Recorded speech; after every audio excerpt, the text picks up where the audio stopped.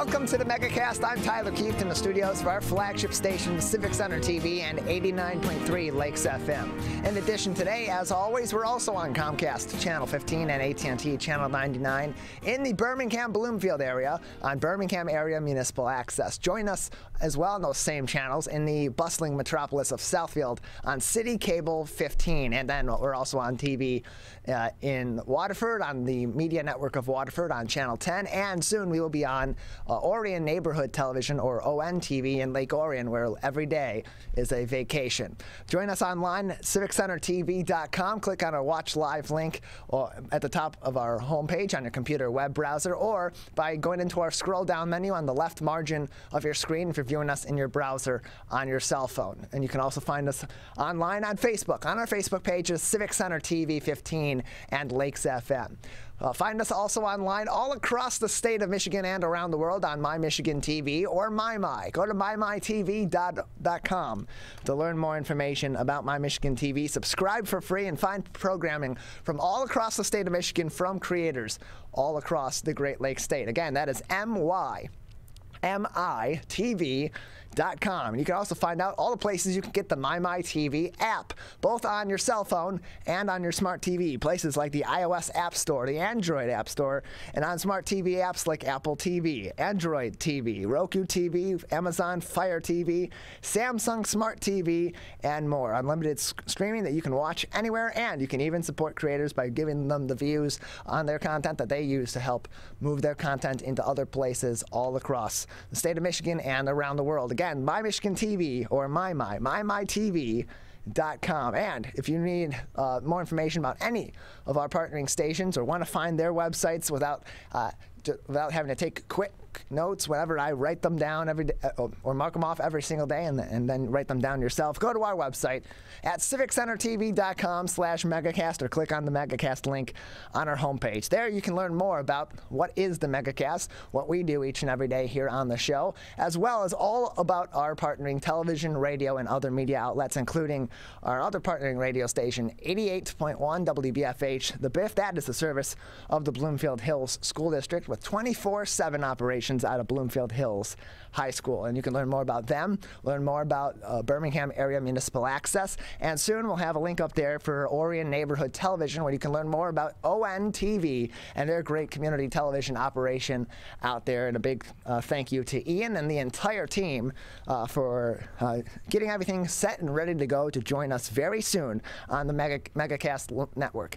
Then also at the middle part of that page on civiccentertv.com/megacast, you can find more information about each and every one of our shows and our full interviews on demand. Watch them on your time, because we know it's tough. 2 hours a day, 5 days a week. It's right in the thick of your morning. You're trying to get into work.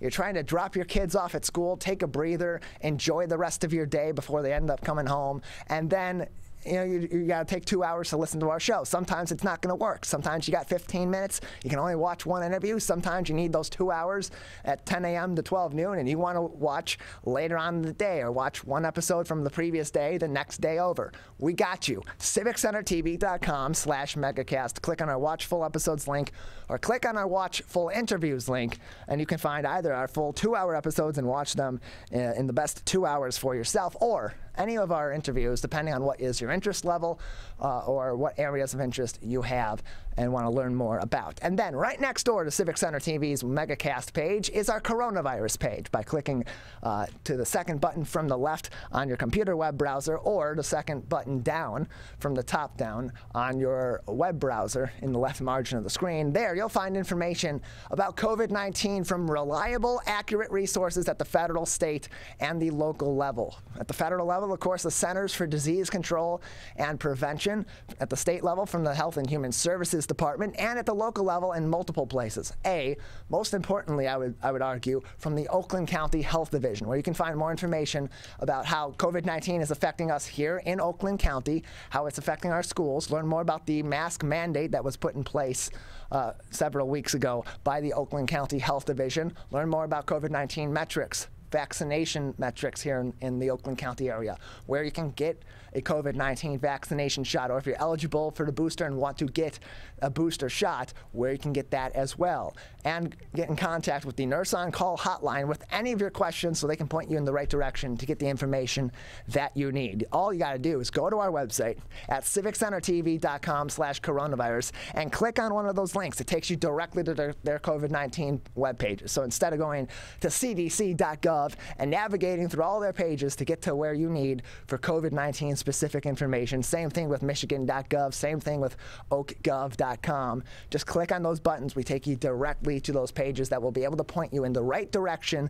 to accurate resources that have been sourced from people on the front lines of this pandemic, researchers in the medical field, researchers in epidemiology, in virology, that have been following this virus, that have been following the trends, and that can give you the context that you need from this information to make informed decisions on your own, for yourself, for your family, and for everyone else involved in your life. And on top of that, we follow many of our great local journalists here in the Metro Detroit area and other journalists across the state of Michigan who are doing amazing work keeping up on all the top stories across the Great Lakes state, not only related to COVID-19, but to other important issues as well. And making headlines today, our top story, more concern about COVID-19 and its effect on our school children, as 375 kids under 12 are catching COVID-19 daily in Michigan, and it's starting to shut down schools. This article from the Detroit Free Press: each day in the last week, more than 375 children younger than 12 years old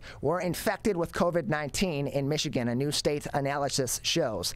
Coronavirus cases in K-12 schools accounted for 56% of all known new outbreaks statewide last week, more than in every other setting combined, according to the State Department of Health and Human Services and their data. In all, new and ongoing outbreaks and clusters affected at least 104 schools, causing children to lose instruction time because of illness or quarantine. Each outbreak was estimated to affect as many as 87 students and school staff members.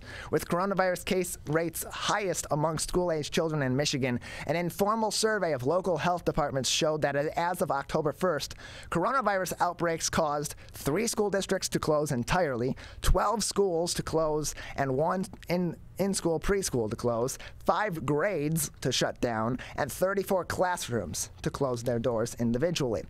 Among the school districts affected was Evart Public Schools and Osceola County. COVID-19 outbreaks closed Evart School and Middle School from September 22nd until October 4th, along with Evart Elementary School from the 23rd of September until October 4th.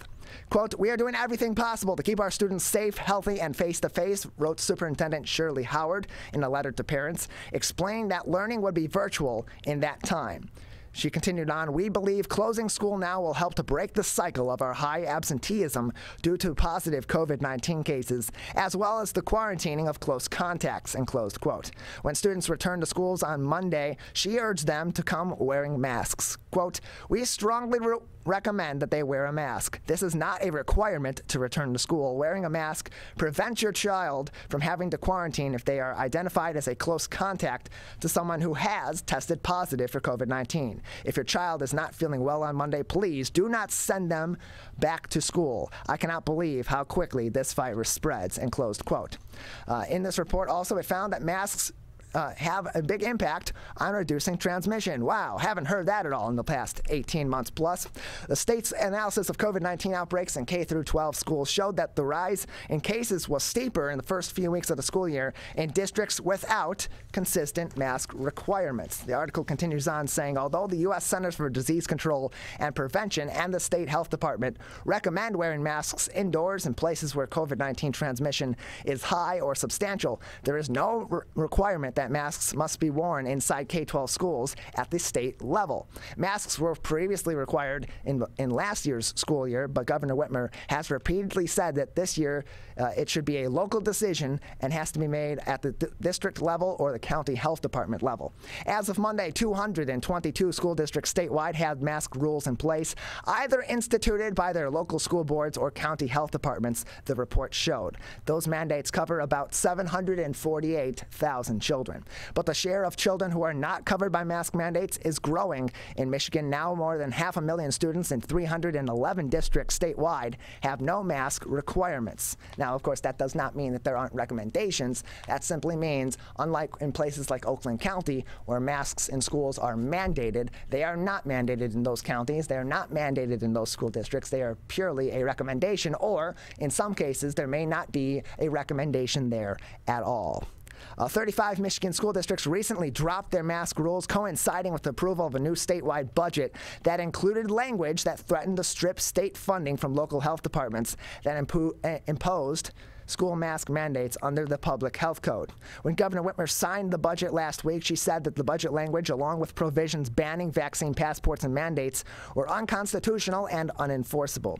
Among those that did drop their mask mandates were the Dickinson Iron District Health Department in the Upper Peninsula, the Allegan Health Department in Western Michigan, and the Barry Eaton District Health Department as well. Quote, "The decision to rescind the K-6 mask requirement was not made lightly and has challenged us ethically, professionally, and personally," said Allegan County Health Officer Angelique Joines in a statement issued last week. Joines continued, "However, we cannot risk our essential local public health service funding, which is around $1 million of our total budget and provides the ability for us to continue to offer those services," and close quote.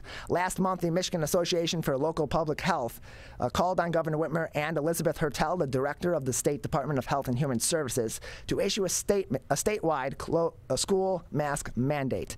And a quote from Norm Hess, the executive director of that organization, "Masking works. There are now going to be kids that were protected that won't be, and I don't see how at this point we're going to avoid a rise in cases," in closed quote.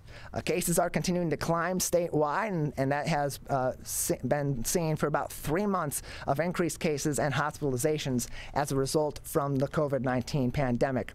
On Wednesday, the 7-day average of new cases reached 3,490. Its highest point since early May, as Michigan was coming down from its spring surge. Michigan's now 7-day case rate was 288.8 people per 100,000 residents on Thursday. According to the CDC, that is the 15th highest in the nation. That full article on our website at civiccentertv.com, where we can read all that information from our good friends over at the Detroit Free Press. In another article, also regarding mask mandates and vaccine requirements, Western Michigan loses its appeal over athletes and virus vaccine requirements. The Detroit News reports a federal appeals court on Thursday ruled in favor of the athletes at Western Michigan University who had previously sued to be allowed to play sports without getting a COVID-19 vaccination. The court declined to stop a decision by a federal judge who said the Western Michigan vaccine requirement likely violates the athletes' constitutional right to follow their Christian religion. The athletes, who now number at least 16, are mostly women, sought a vaccine exemption on religious grounds but were ignored or denied, the appeals court said. Quote, "We do not doubt Western Michigan's University's good faith, nor do we fail to appreciate the burdens COVID-19 has placed on this nation's universities. But having announced a system under which student athletes can seek individualized exemptions, the university must explain why it chose not to grant any to the plaintiffs. And it did not fairly do so here," in closed quote, the court said in a 3-0 opinion. The court said athletes are likely to prevail on their constitutional argument if Western Michigan University pursues a full-fledged appeal. Western Michigan argued that its vaccination policy is neutral toward religion. The school said athletes who seek an exemption for religious reasons are barred from competing, but are still members of the team and can still keep their scholarship. Quote, "Yet playing on the team and not just receiving a scholarship is their goal, a point the university itself recognized," in closed quote. That also from the 6th U.S. Court of Appeals statement. In their lawsuit, the athletes who play soccer, basketball, and 4 other sports said they are, quote, "devoted Christian people," in closed quote, who believe the Bible and their faith preclude them from getting a COVID-19 shot. Western Michigan athletes who aren't vaccinated can still be required to wear a mask at practice or be regularly tested under a September order from U.S. District Judge Paul Maloney. Outside of the athletic department, COVID-19 vaccinations are encouraged but not required for students and staff at Western Michigan University. They too must be regularly tested if they decline to get a shot. Read that full article from the Detroit News on our website at civiccentertv.com/coronavirus, as well as our last article today, which regards election laws here in the state of Michigan. We'll have Senator Rosemary Bayer on later on to discuss a number of issues, and we will discuss this as well. As GOP lawmakers in the Michigan Senate passed a bill on Thursday that would eliminate the fee to obtain a state ID card as part of the broader effort to enact a stricter voter ID requirement opposed by Democratic lawmakers and voting rights advocates. Democrats and Republicans spent the morning sparring on the floor. Democrats accused their GOP colleagues of pursuing changes in response to disinformation about the 2020 presidential election, in which Joe Biden defeated then-incumbent President Donald Trump. Senator Ed McBroom, a Republican from Vulcan, vehemently denied the characterization, pointing to his own comprehensive report that confirmed the legitimacy of the outcome of Michigan's 2020 presidential election. He criticized the Democrats for opposition to what he sees as needed changes to ensure election integrity. Senator Erica Geis, a Democrat from Taylor, said that Republicans' agenda isn't aimed at improving elections, but making it harder to vote. She said, quote, "This is a bunch of malarkey," taking one out of our current president's book with that quote. Continuing on in this article from the Detroit Free Press, in taking up the bill to provide free state IDs, HB 5007, Republicans rejected a Democratic amendment that would have separated it from SB 303, a sweeping election bill passed by the Senate on Wednesday. That bill would enact a strict voter ID requirement for in-person voters and a brand new one for absentee voters, as well as prohibit election officials from sending unsolicited absentee ballot applications and accepting private donations. Republicans also rejected a Democratic amendment to appropriate funding for the bill to provide IDs that pass on a party line vote, with every Republican backing the measure. It now heads to the House. Those applying for a state ID card must currently pay a $10 fee. That fee is waived for some residents, including seniors, legally blind people, veterans, those experiencing homelessness, and receipts of state aid. In addition to eliminating the ID fee, HB 5007 would require the Secretary of State's office to provide same-day services for those applying for a state ID card for the purpose of voting in an election, as well as those applying for an ID 3 days before Election Day, on Election Day, or 6 days after an election. Secretary of State Jocelyn Benson blasted the bill while stating her support for free IDs. Quote, "To be clear, calling something a free ID, which I'm all for, and then not allocating funding to enable the state to provide a free ID, which we'd love to be able to do, is some of the most dishonest, cynical, fiscally irresponsible, and just plain poor policymaking I've seen," end close quote, she wrote in a tweet. The legislation was passed as part of a sweeping GOP bill that would eliminate the option for voters who do not have a photo ID to sign an affidavit affirming their identity at their polling location and vote normally.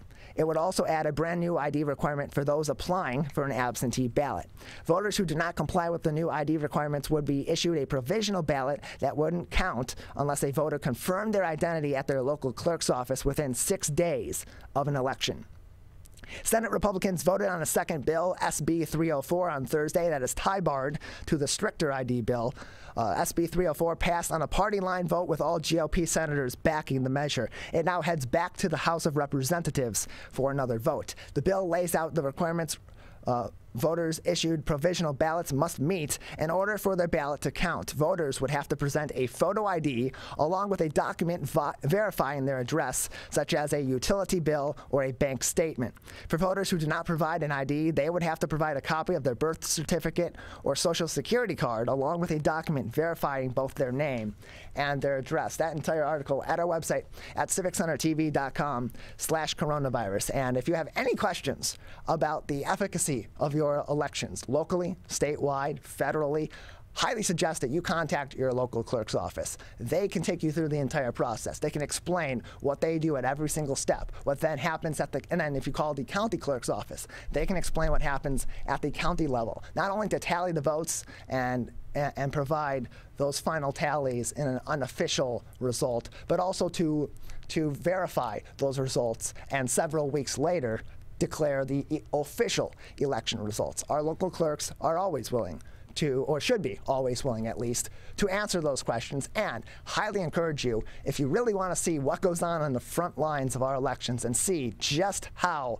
carefully they are operated, volunteer in your local city to be an election worker. There's long days, it is tough, it is arduous, and it takes a lot of training as well. And you're not going to get paid a whole lot for it. But as a paid position, it is something that you can help do your civic duty by doing. And then on top of that, you get to see exactly what goes on with our elections, and you'll be able to see both the good and maybe even the bad, and maybe help your local city, your local county, and the state and the federal government improve their elections by actually seeing it, by witnessing it on the front line. So highly encourage you to reach out to any of our local clerks, especially here, I know in West Bloomfield, Clerk Debbie Binder always is looking for new people to join their election worker team.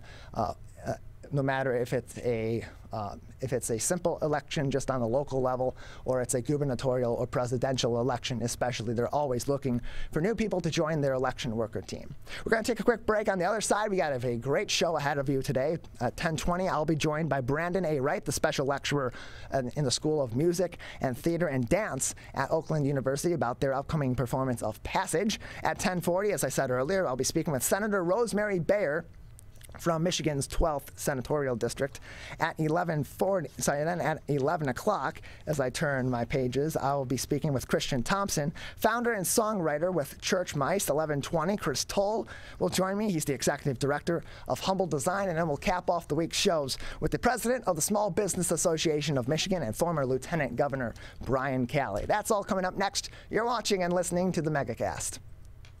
Whether you're the city, the county, or the Huron River Watershed Council. As partners working together to protect our water resources, we agree. Pet waste is the source of harmful bacteria in the Huron River. When it's left on the ground, it can wash into the storm drains. These lead directly to our streams. No filters, no treatment. Here's one thing we know that can help keep our water clean. Pick up pet waste and trash it. Pick up pet waste and trash it. So pick up pet waste and trash it. There's one water, and it's ours to protect.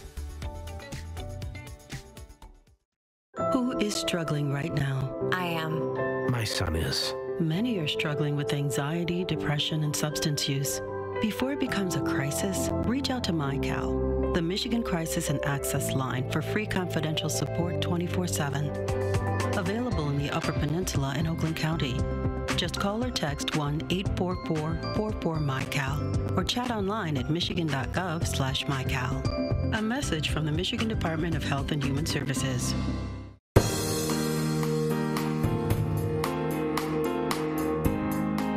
Please be joined now by Brandon A. Wright. He is a special lecturer in the School of Music, Theater, and Dance at Oakland University and is currently directing Passage, a gripping and enigmatic play by Chinese-American playwright Christopher Chen, on October 7th through 10th and October 14th through 17th at Oakland University. Brandon, thanks for being with us today.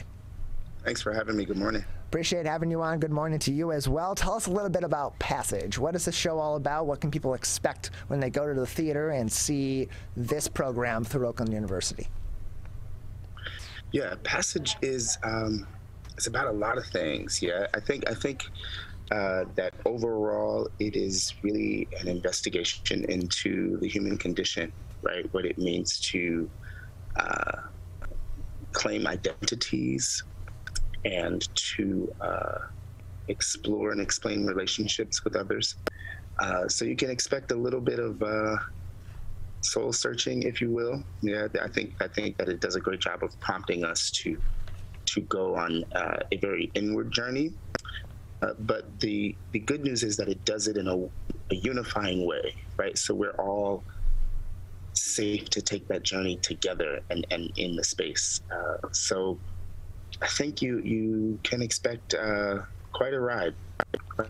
Yeah, OU Magazine had a really interesting way of describing it. It said that the audience is in for a healthy dose of drama, though it may hint at some type of a therapeutic session by description. And I really like that description of it because, like you had said, it is about recognizing these social divides, these, which was also said in this article, political borders between different populations of people in our country and really across the world, and especially over the last couple of years that we've seen become more proliferated and become, or at least be under a greater microscope than ever before. And this kind of not only identifies those, but also opens those lines of communication between people of different communities, where they're able to discuss these issues through a stage play, but also identify them through a stage play as well.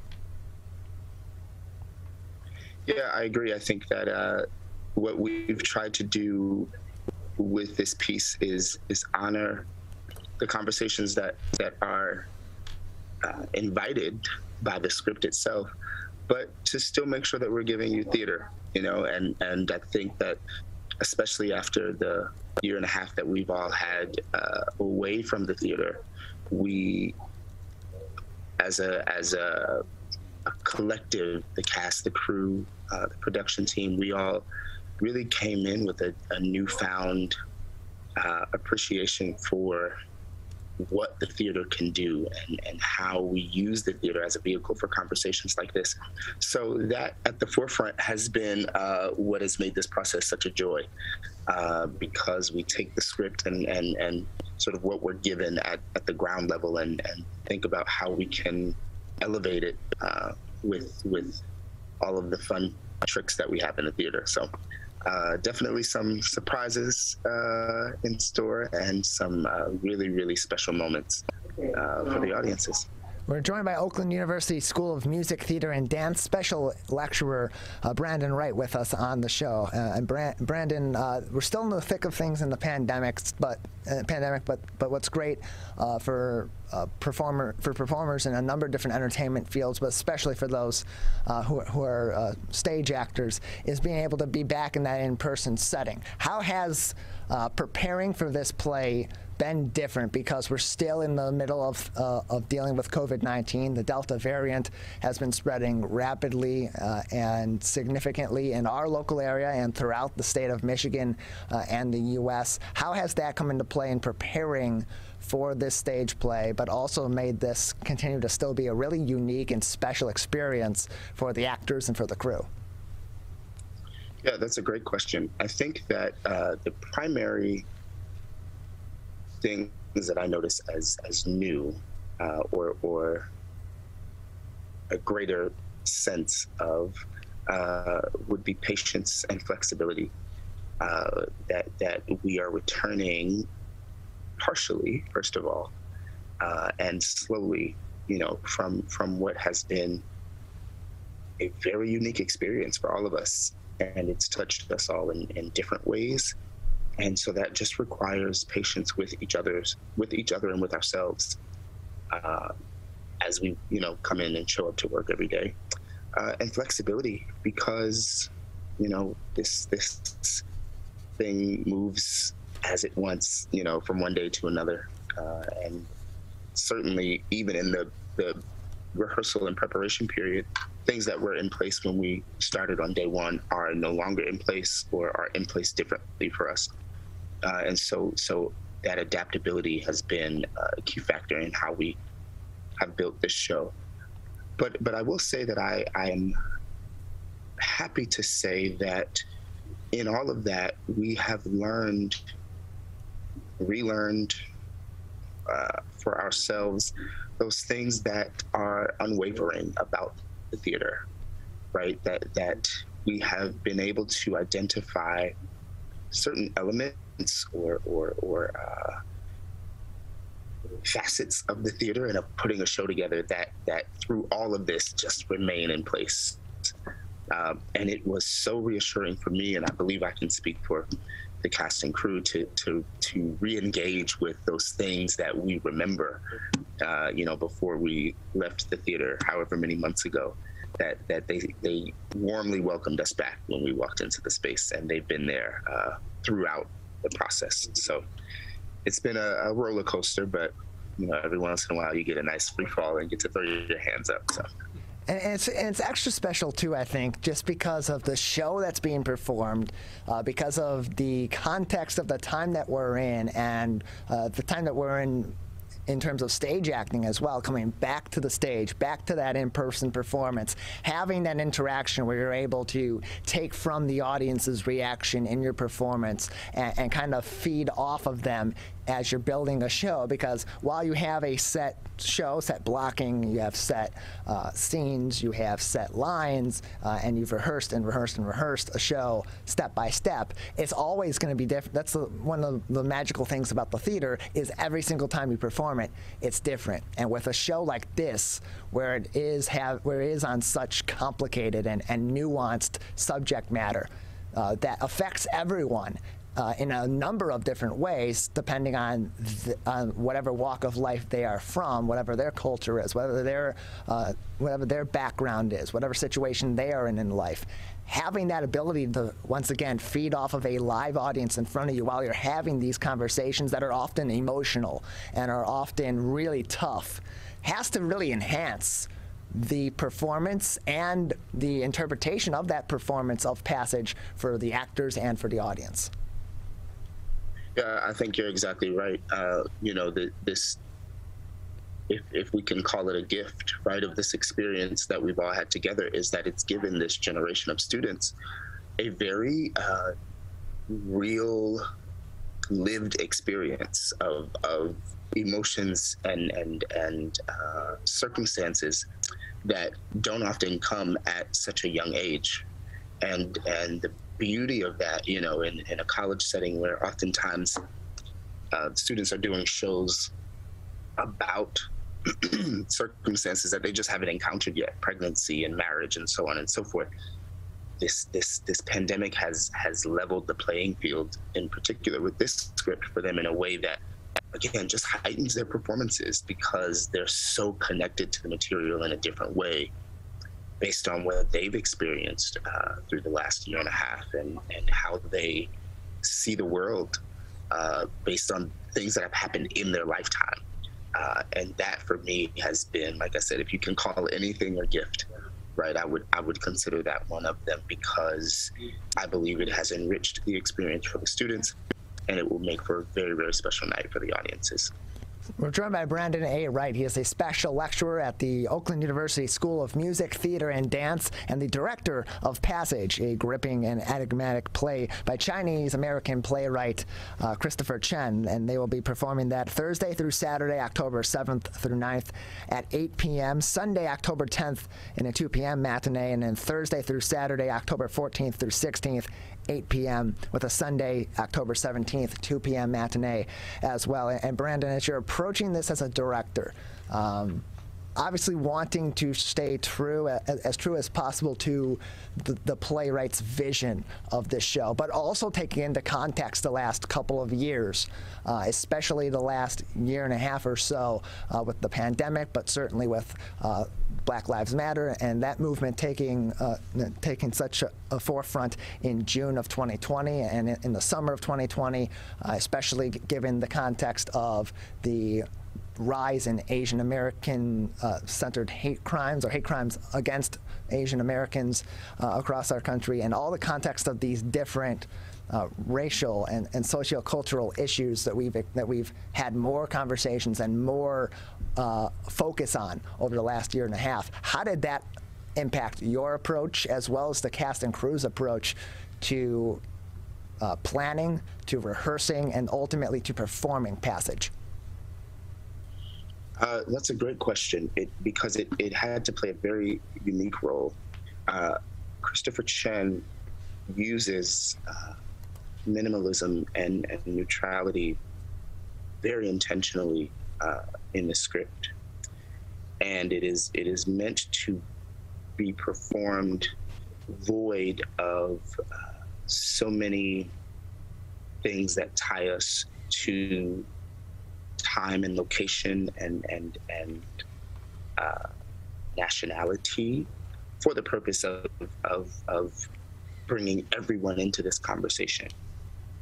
And so the way that we had to bring all of those things that you mentioned to the table was to have the conversation about them amongst ourselves, and then really dig underneath the layers of personal, right, that cause us to have such lengthy perspectives about them, and get down to what lies at the foundation, right? Because that's all that we can put on stage.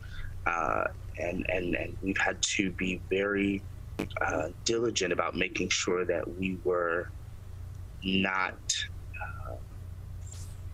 filling these moments with our own perspective, right? Because then you're telling a different story. And so the importance of those things was to unify the cast, to bring us together as this ensemble to tell this story, but not to let that trickle onto the stage, right? To still honor the story that we were given. But certainly in terms of using the opportunities that Christian gave us to take artistic liberty with some of the sounds that you'll hear in the show, sourced from minority communities. The actors are from various backgrounds, and so there's a beautiful universal picture on stage. We did some extensive research with regards to the costumes, looking into fabrics and colors and the origins of things and the meanings of things and shapes of things, just to really try to bring as much of our world onto the stage. And so I think that there's been two sides of that coin, and I think that I'm proud of the way that we have tried to honor both sides. We're joined by Brandon A. Wright. He is the special lecturer at the Oakland University School of Music, Theater, and Dance, and the director of Passage, which is an upcoming stage play performance October 7th through 9th at 8 p.m., October 10th at 2 p.m., and then October 14th through 16th at 8 p.m., and October 17th at 2 p.m. Brandon, just another minute before we'll say goodbye today. Anything else that would be important for our audience to know about Passage, about the upcoming performances, or anything else you'd like to touch on today before we let you go? Yeah, I do just want to share, because this is a bit of new information for those of you who are planning to come and see the show, that we will be requiring proof of vaccination or proof of a negative COVID test. Either or, if you are not vaccinated, fully vaccinated by the time of the performance, proof of a negative test within the last 72 hours will be accepted for this performance for as long as it runs. But just want to put that out there so that folks are prepared that way. Masks are required for audiences as well. But I really just want to encourage everybody to come and see this show, because it's not like anything else in the best ways. And we've worked really hard to create a very special night. So I hope that everyone will come in and play with us. Absolutely. We thank you for coming on the show today and talking to us about Passage, about your approach to directing the show, and about this really important and interesting stage play that really does a good job of paralleling the conversations we're having off the stage in our society as well. Brandon, thanks for being with us today. Thanks for having me. I couldn't breathe at all. There was lots of talk about putting me on a ventilator. I thought I was gonna die. I was 39 weeks pregnant and had a scheduled C-section. During that time, I got COVID and was hospitalized for a month. I had a blood clot in my lungs. It caused me to go into right-sided heart failure. I was really scared. I kept texting my husband and my mom, telling them how scared I was, and I was worried that he was gonna grow up without a mom. And then I was worried if, when I did get home, that he wouldn't know who I was. You know, being 27 and a mom and a wife, and having that all almost taken away from me. It's scary, and if a vaccine can prevent that from happening, why not? Get your vaccine. I don't want this to happen to anybody else. Motorcyclists are hard to see. To keep everyone safer, it's important to always look for them and know where most crashes occur. 84% of motorcycle and vehicle crashes happen on streets, not highways. And most crashes with motorcyclists occur when vehicle drivers are turning left. So before turning, especially to the left, make sure you look for motorcyclists. Then look again. It could save a life.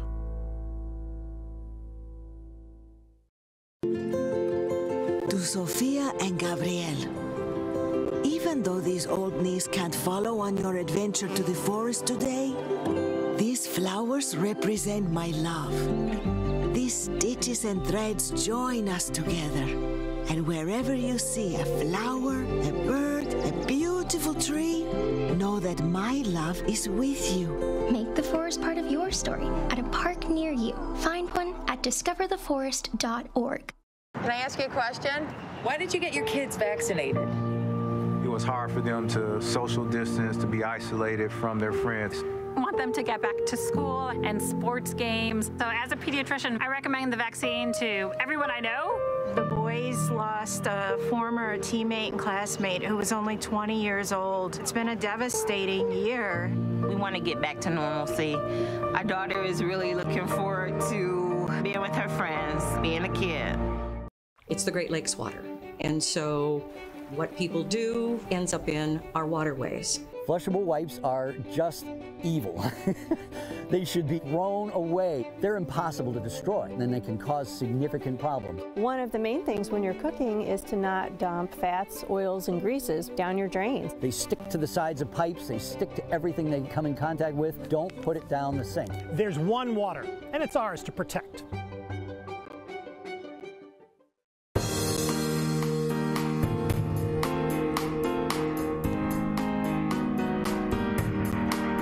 Welcome back to the Megacast. I'm Tyler Keith alongside our studio producer and board operator Calvin Brown in our studios in West Bloomfield Township, where we broadcast live from 10 a.m. to 12 noon, Monday through Friday here on the Megacast. And you can find all of our full episodes and watch all of our interviews on demand on our website at civiccentertv.com/Megacast.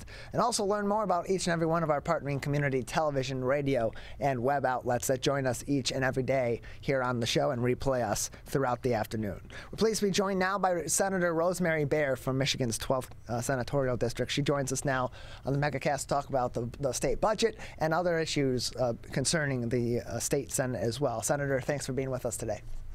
Of course. Thank you, Tyler. I appreciate being a part of this. Absolutely. Great. So let's start out with the state budget. The new budget deals recently were reached between both chambers of the legislature as well as Governor Whitmer, and it includes a lot of sweeping new initiatives, including $1 billion to expand child care in Michigan, much of that coming from federal COVID relief money, as well as monies that will be targeted at improving our state roads. Let's start with child care, because in this new budget, $108.1 million will be allocated to make more than 105,000 more children eligible for child care by increasing income eligibility to 185% of the federal poverty level by 2023, then to 160% of the federal poverty level thereafter. That federal poverty level currently is $26,500 for a family of four in a given year. So we know where those funds are coming from. They're coming from federal COVID relief aid, or much of that is coming from that. Actually, no, that particular bucket is mostly coming out of state money. Okay. So the federal relief aid some of it is in there. That's why it goes down to 165% after this year, right? So that extra boost is coming from the federal funds. The rest of it is good, reliable Michigan revenue, our normal years. So we are excited to be able to do that. We're going to continue the goal of increasing that until we get up to 2 times the federal poverty level. That's really the ultimate place, or even better. And I know that our federal government is also working on additional compensation for your different ways to help people be able to afford child care. So between those two sides of our levels of government, within some foreseeable near future, we're actually looking at pretty reasonable childcare, finally coming up to where most other educated countries are. in helping people with paying for childcare. Yeah, and that's really nice to see in this budget, because you have that initial boost to kind of help people, especially through the ongoing crisis that we have here, helping them through the next couple of years as they're recovering from that as well through 2023. And then after that, reducing it back to that 160% of the federal poverty level being eligible for those funds, and that being entirely through state funding itself, as the state then continues to try to readjust its fiscal standing to increase that once again. So that's a really good effort, really pleasing to see that as well. What I also like reading in this on the child care front is that more of an investment's also being made in providing greater compensation to those that are providing the child care in these situations to retain those employees and maintain those businesses that are providing childcare in our communities across the state of Michigan, but also help to incentivize people to go into that field, to go into those jobs, and to take those jobs as well, so that, just like I said before, we maintain the businesses that are still here at the end of this pandemic, and maybe encourage more to pop up in many of our communities where childcare can be really tough to find. Yeah, that additional $2 an hour makes a big difference to people. In addition to that, one of the things we want to make sure everybody realizes is that child care workers are frontline workers and qualify for free education in all kinds of spaces, right? So you could get free education to get certified in early childhood education, and that would raise your pay even more. So it gives people the opportunity to advance themselves in their careers, as well as what is a much needed boost, which we need to also continue to do, is keep raising that wage level up for those critical. It's good to see finally the recognition of childcare as a critical part of our economy. It took a pandemic for us to really understand that, but now that we have a broad-based understanding that we must do better in this space, we're going to make it a priority. We're going to keep it a priority and keep making it better. And it has to be, because we've seen that one of the primary reasons why a lot of people have not been returning to the job market or have not been going back to office settings during this pandemic has been because of childcare issues, and that is mostly being an issue for women in the workforce who have left en masse during this pandemic, many of whom were doing so to be able to provide that childcare to their families because it was so unaffordable across the board, or simply unavailable in those communities as well. And so this is important to get people back in the workforce, especially the mass of women in our workforce that had left during the pandemic. Yeah, we can't afford it, that's for sure. So, it's interesting. One of the other things that just happened recently, the governor just announced the use of prevailing wages for state government contracts. And, we're seeing the problem of not enough workers in every industry right now. This is across and it's not just in Michigan, of course, right? This is happening everywhere. I think that the realization of, when you were forced to not go to work, and you were forced to stay home, and you were forced to take care of your kids, you really started to look at your finances differently, your home finances, and the realization that maybe it wasn't worth it to go to work, right? It didn't make sense anymore. Financially, it doesn't make sense. Why were we doing this? We're both working so hard, but if one of us stayed home, we would save all this other money, which we're doing better now than before. And so that tells us we are not paying people enough money. If we were paying people to go to pretty important jobs sometimes, right, less than what it costs them to send their kids to daycare, well, we're obviously doing something wrong. And we've not been comparing well to developed countries around the world. We're just not. So paying for childcare is one way to help people's family budgets. Another way is to raise the wages. And we know we've needed to do this for a long time. Many industries, many companies are doing it on their own, but it's probable, just like the state is voluntarily choosing to use prevailing wage in contracts. It's not, any company can do that. Any business can make that choice. We can't mandate it, right? We used to have a law for unions and prevailing wages. We don't anymore, but any industry and any business can raise their wages. So I've talked to a lot of small businesses who are really concerned because they can't get people to come back. A lot of restaurants in particular, like the hospitality industry. And, every time I'll say, look, you know what? This restaurant is a busy place. You don't have enough workers to keep it as busy as you want it to be.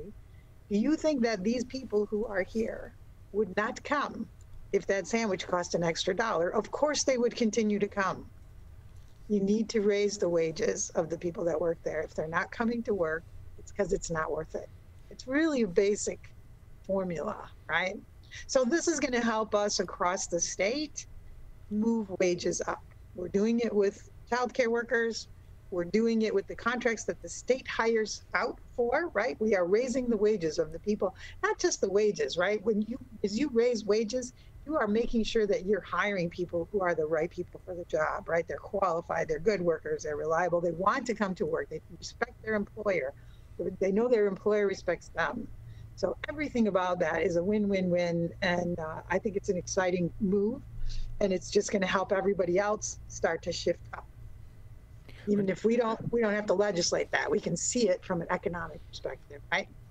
Yeah, and you got to be able to incentivize people to go back in the workplace. It's something we've seen as a major issue of late in this pandemic, really over the last year or so, as we've had lulls in COVID-19 cases, and we started to reopen parts of our society, parts of our economy once again. And when that happened, we expected to see the workforce come back, but in many cases they didn't. And there were kind of two different schools of thought. One school of thought was we were giving too much unemployment away. That was more seen on among people that are more conservative politically, and then in terms of people that are more liberal politically, they made the argument of there's not enough of an incentive in terms of fair wages, in terms of additional benefits, in terms of incentives in the hiring process to get people back in. But ultimately, it all boils down to making those job opportunities worthwhile for people to come back into these situations, especially as we continue on with an ongoing crisis, with an ongoing pandemic, where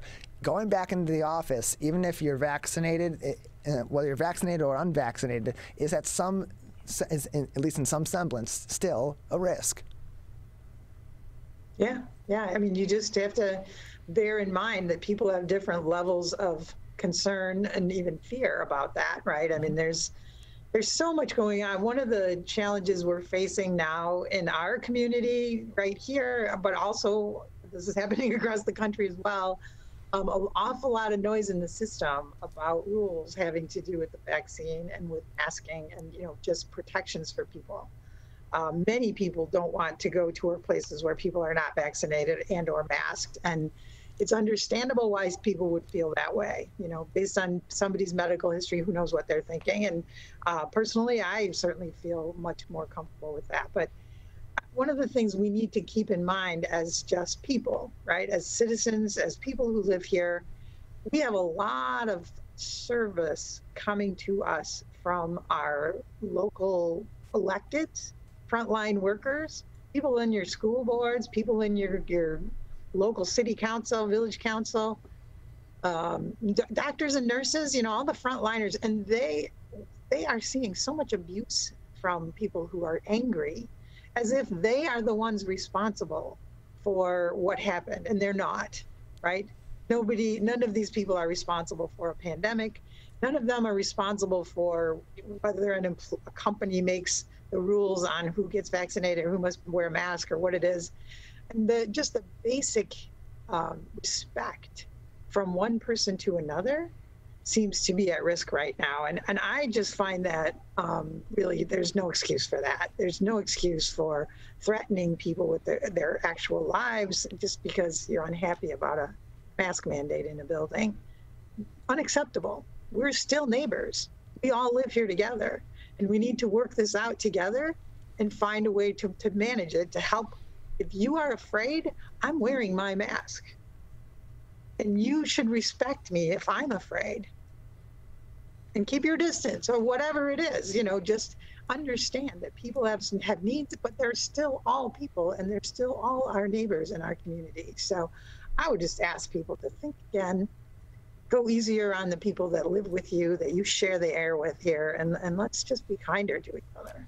We're joined by Senator Rosemary Bayer of Michigan's 12th Senatorial District with us on the Megacast today. And continuing on, circling back to the budget talks, more of the funding that's also going into the budget is going toward infrastructure projects, whether it be $196 million for local bridge bundling or $19 million for dam repairs and replacements to mitigate flooding and hazards caused by dam malfunction, and for other pieces like $100 million for community revitalization and placemaking grants. Focusing on infrastructure, focusing on the community is really important, especially right now, because of what we experienced over the summer with 100-year and 1,000-year floods repeatedly happening in, last I checked, that summer did not take 100 or 1,000 years. Yeah, no, it's those 1,000-year storms are every month now. So, and it's unlikely to change, right? We know that we're facing this going forward. And so, yeah, it's really good. We had the opportunity. We're focused on the things that matter to people right now. So whether it's, so some of those, 3 of those bridges are right here in Oakland County that are going to get fixed. And, you know, the money for communities in multiple ways that's happening, right? Business development. There's also just the revenue sharing component. You know, that's a formula that's mandated in our Constitution. But we went way above the formula this year just to get more money out to communities and, you know, really do everything we can to support what people need right now. And what are these communities? We have communities where the water system itself is at risk. We had one in the western side of Michigan where the water treatment plant fell into the lake because of erosion, because of high water. I mean, there are major changes needed in our infrastructure having to do with the changing climate, right? And you're going to see more of that, right? We are now working on the ARP, the America's Rescue Plan funds that have been allocated to Michigan. We have some billions of dollars actually that we're going to be able to make wise decisions with, and a lot of it will have to do with infrastructure, and will be things like separating out sewage pipes from stormwater pipes, so that if there is a heavy storm and there is extra water laying around while we wait for the water to go down, at least it's not mixing with sewage, right? That's one of our problems here in Southeast Michigan. And in other parts of the state, there's problems with septic systems and small municipal sewage systems and clean water issues everywhere. So all of those things, you're going to start seeing more focus on our infrastructure, from roads to water to broadband, one of my projects that I think I've talked about before on your show. So we are really going to put a determined effort into actually getting to everybody's house here and getting some of the funds from the federal government to help with that. That's a really big deal. Yeah, and it can be utilized in a number of different ways, whether there needs to be major repairs or replacements on certain systems. That money would certainly be very helpful in those expensive projects, but also in some communities where they don't have those issues in mass level, or they don't have those regularly being problems or being chronic problems in those communities, those can go toward other efforts that are green projects like rain gardens and so on. And more green spaces as well to help mitigate flooding issues and help mitigate drainage issues and all of that. So that's important funding for communities at all different levels of effectiveness, again, in terms of flooding and these 100-year and 1,000-year storms that we continue to have more and more often. We're joined by Senator Rosemary Bayer from Michigan's 12th Senatorial District with us on the Megacast. And Senator, a few more minutes with you today before we'll have to say goodbye. And I want to address an article in the Detroit Free Press that we talked about earlier on in the show about a bill that was recently passed in the Senate, HB 5007, which is a bill to provide free state IDs for election purposes. Now, it's not quite that cut and dry. However, it's very much not that cut and dry.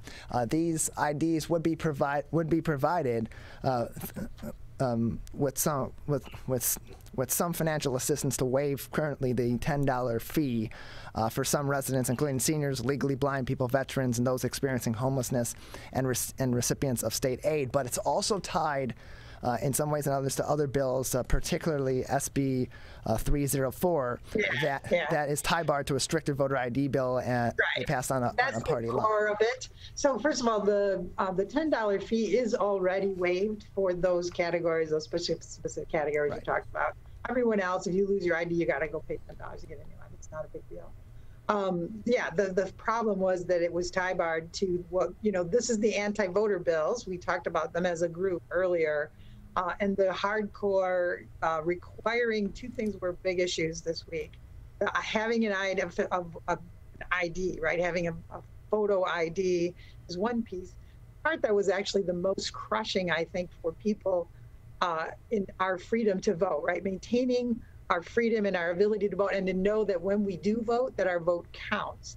So what they're proposing, what that bill does, or those bills do for this week, they actually will give the local election clerk, not the clerk, the poll workers. So these are the people that work once a year, get an hour's worth of training once a year to be poll workers. They will be looking at signatures to validate whether your signature matches the signature that's on file, which could be, by the way, 30 years old. So what are the odds that your signature has changed? Who knows? Not very good, I will say, particularly for seniors, people with disabilities, people whose signature is going to change. And the fact is that these are people that, voluntarily do this job. They get paid a little bit, and they get a tiny bit of training.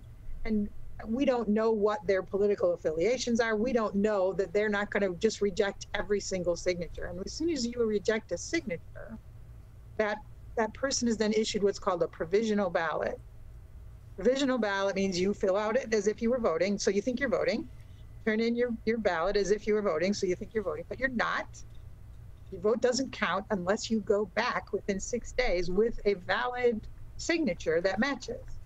Within 6 days to the clerk's office. So, one, that's a hard thing to do for most people. They will be confused and they want to understand even why they're having to do this. Secondly, what if you can't get back there? What if you really had to work to get a ride the first time, right? We got a whole lot of seniors in this district where people really, it's important for them to go vote. It's a big deal to get there. Get there again is almost impossible. I mean, and they don't realize that if you don't do it, your vote won't count. I mean, this is just the most direct attack on our freedom to vote, our right to vote, and our right to know that if you vote, your vote counts. And they're taking that away with these bills. And there is no way we could vote for this. And we did everything we could this week to stop the vote from happening. We interrupted every chance, because what they do often in our current legislature is they suspend the rules. So if you ever actually listen to the state Senate, it's constant. And in a package like this, where they've just pulled stuff out of their hat, one of the bills, we never even got a copy of it before the vote. We didn't even get a copy till the next day after the vote, honestly. One of the worst one. So here we are expected to vote yes. They're truly standing up and talking as if we should vote yes on something we never even saw. And we know it has to do with restricting. And so everything about it was just infuriating at the most. And for those of us like me who volunteered to help get those expand the vote, right? How to help people get more access to vote, easier to vote in 2018, and we passed that overwhelmingly. And they're sitting there trying to take all that stuff back and worse. Unacceptable. Unacceptable. Well, Senator, there'll be plenty more issues to come in the coming months, not only on election-related topics, but all across the board in our legislature as we head into another treacherous political year here in the state of Michigan. And we appreciate your time to talk to us about the state budget, as well as this continuing issue and debate over our state's election laws as well. Thank you. Yes. Thank you, Todd.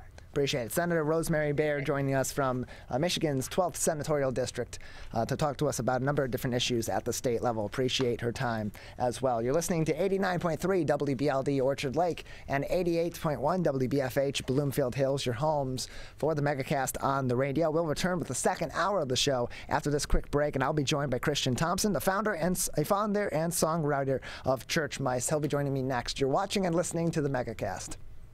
We may come from different organizations, but we work together to protect the Huron River for everyone. Neighborhood storm drains carry water directly to local creeks and streams. No filters, no treatment. Storm drains also help reduce street flooding when it rains. So clearing storm drains and the areas nearby of trash and leaves helps keep them for rain only. It is easy to do your part by adopting a storm drain. Find a storm drain, check it, and clear it every month. So keep storm drains for rain only. There's one water, and it's ours to protect. We as Michiganders feel connected to this resource in a way that I think is really powerful. Conservation starts with a caring, committed community. For me, it's peaceful to have a relationship with the river. Every single one of us has a role to make sure that those waterways stay safe and healthy, being careful about what goes down the storm drain. Just even eliminating some of your single-use plastic makes a difference. There's one water, and it's ours to protect. People are getting out to walk and bike in higher numbers. More vulnerable road users and higher speed traffic can be a dangerous combination. Crash severity has increased, so if you're driving, be sure to slow down and look for people. There's no need to speed. If you're biking, ride with traffic. If you're walking, avoid stepping into the road if possible. If you have to walk in the street, walk facing traffic. Learn more at walkbikedrivesafe.org. When times get dark, we can't see the help that's all around us. When you don't know where to turn, let 211 be your guiding light.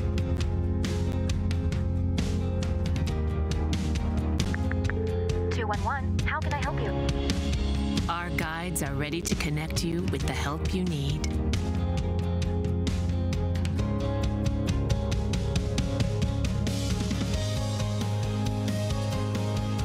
For help with food, healthcare, mental health, and other resources, call 211 or visit 211.org. 211. Get connected, get help.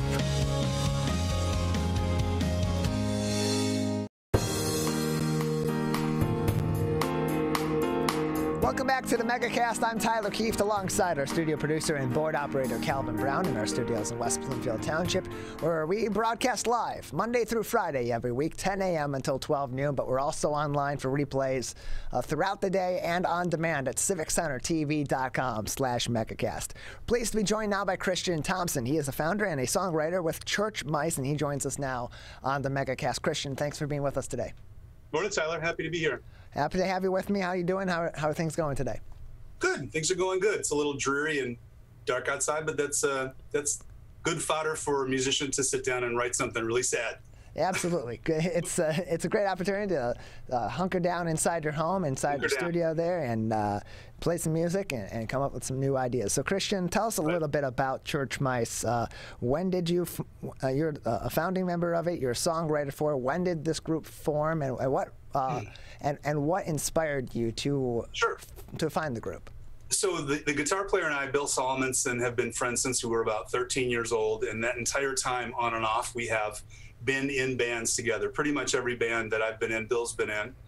We're kind of co-writers. For a number of years, we were in a band called Letterbox in the early 2000s, and got some good traction sort of regionally, and then life kind of took over. We were the whole band was getting married and having kids and things like that.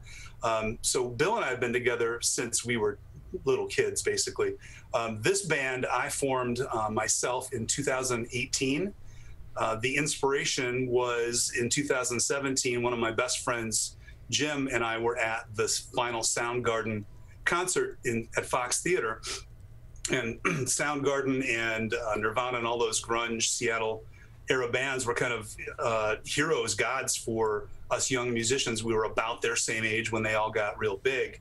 And I had let go of music for a number of years. After Letterbox broke up, I did a few things. I was in a church ministry, which was really great for my musicianship, but life kind of takes these crazy turns, and I had let go of music for quite a bit.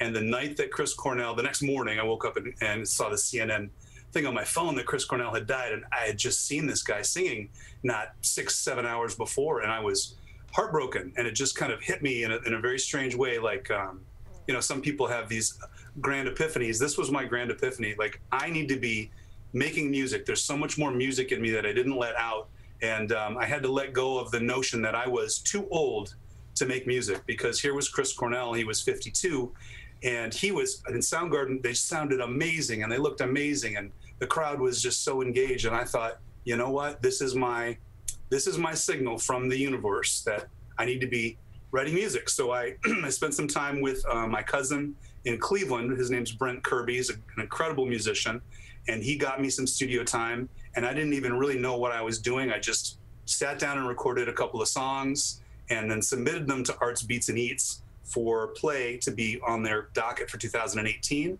And lo and behold, those two songs apparently were good enough that they accepted us. And I thought, oh, geez, I don't have a band. Didn't have anybody else in my band. So whipped a band together mostly from my my church friends, which is how we got to the band Church Mice name. And we've been playing ever since, and we've been writing and recording. Last year was a particularly interesting and hard time for recording, in that we were all kind of locked in. But we recently released a 6-song EP on Spotify and all the other major outlets, and we're about to release a single, which is really the way you're supposed to do songs these days, is release singles. So we're going to release a single in the middle of November, a song called Batchawana. It's very rock and roll turned into kind of like psychedelic rock, sort of like our influences, and that's kind of where we are today. So your band came together through your relationships through your church, Right. and then, but you also want to kind of take away and change the narrative of the church band concept with what you're doing as well. And you've kind of taken that inspiration to form the band and to conceptually build the band, but you're also not necessarily moving away from that, but using that as inspiration to verify what the perception of that church band concept really is. Well, so what the church band did for me, it gave me a deeper grounding in like spirituality, human spirituality in general, which is something I badly needed. That's why I ended up going into church ministry back then, because my life was a mess. I was a mess. I was in the middle of a very tumultuous end of a relationship, and my kids were feeling the pain. So church for me was a way to ground myself. But what I didn't expect was that the musicianship of the church ministry was just unbelievable. And the ability to send a message through voice, through music to people just touched me. And I recognized then how it must feel for someone like you two to be on stage in front of these fans, and clearly for different messages, different reasons. But I took it more of just a humanity loves music. People are inspired by and emotionally driven by music, whether it's church music or heavy metal, whatever it is. It touches people in this sort of universal and celestial way that I got deeper into contact with. So when I sat down to start writing Church Mice music, I wanted it to have a specific message. Everything I wrote back when I was in college was kind of like fun, and I just wanted things to rhyme, and I wanted them to be catchy. In my adult years, I've changed my my MO to, I want people to feel something deeper. I want you to feel something when you listen to my song that I feel when I listen to early Coldplay or Wilco or some of these bands that are doing this thing where they have great musicianship, but they're also creating a sonic vibe and a message that can touch people in many different ways. Yeah, music really is, when it comes down to it, a form of communication. It's a universal form of communication as well. And while some people are drawn to the tune itself, and like you said, they're drawn to the sonic vibes of a certain song. In many ways, what really touches people are those deeper meanings behind those songs. When they grasp the lyrics, when they're grasping the lyrics on top of the sonic vibe of the song, and bringing that all together to really have that relationship with the musicians that are creating it as well, and take their own interpretation from the meaning of the song, but also soak in the interpretation of the meaning of the song from those that created it as well, which then makes for a really interesting dichotomy when you're playing in person and when you're performing for people as well, because that communication also changes. Given that the pandemic has caused musicians to not be able to perform in person for the better part of the last year and a half or 2 years, and now that they're back, have you noticed that audiences and their communication with your band and in other musical settings that you've seen with other groups and with other artists, have you seen that as being different? Has that changed? 100%, and it goes in both directions. What I have you know, I've got a handful of friends that are full-time working musicians in that when they're not playing with their band on the weekend, they're playing their guitar at a solo gig at a local restaurant where maybe no one's even paying attention, but they're collecting a paycheck. They're keeping their craft. Those people, I think, what I sense from and I've got 3 or 4 pretty close friends like that. What I recognize from them is that they miss not just the money. Obviously, the money is important and the livelihood, but even when not everyone's into it, a couple people clapping in the background, appreciating what you do, they recognize the value of even just if you can touch one person on one night, it's worth schlepping all your stuff across town and playing for a crowd that most people don't care. But if one person tears up or one person hugs you at the end, that's really valuable. And we played our most recent show in September at Arts Beats and Eats on a big stage. And we've done this the last 3 Arts Beats and Eats in a row, and then going back 10 years or so, my band Letterbox with Bill played Arts Beats and Eats maybe 5-6 years in a row on multiple stages.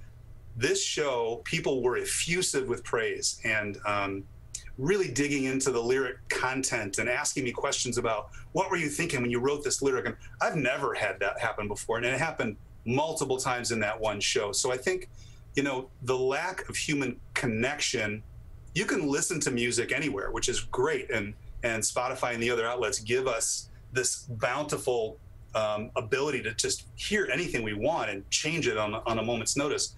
But the person-to-person connection of me standing on a stage and singing a lyric and hearing somebody or seeing someone sing that lyric or hear the lyric and they get the understanding and they just light up, it's different now.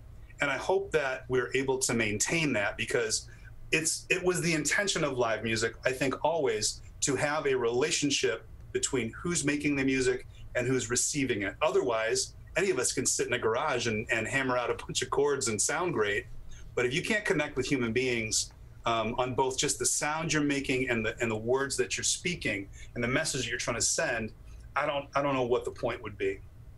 We're joined by Christian Thompson. He's a founding member and a songwriter with the band Church Mice, joining us today on the Megacast. So you mentioned that you have a new EP that is out that you've released on Spotify, but you're also performing concerts in person as well now. Can you tell us if there are some upcoming shows where people may be able to see Church Mice coming up?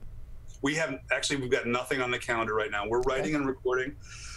We're releasing this song, and our hope is to book a couple places like Otis Supply, the Parliament Room at Otis Supply. The Loving Touch is another place we'd love to play. Jack White's place down in Detroit we'd like to play. Yeah. We're still relatively new, and we had just started to kind of get our mojo going when the world shut down. We had nothing released until this past year, so we're still kind of getting our footing as in terms of where shows go. But you can find Church Mice on Facebook. You can find Church Mice on Instagram. You can find us on Spotify and on Bandcamp. Just Church Mice as it sounds. So any updates that people might be interested in or learning more about the band or hearing, you know, what we sound like can be found on those venues.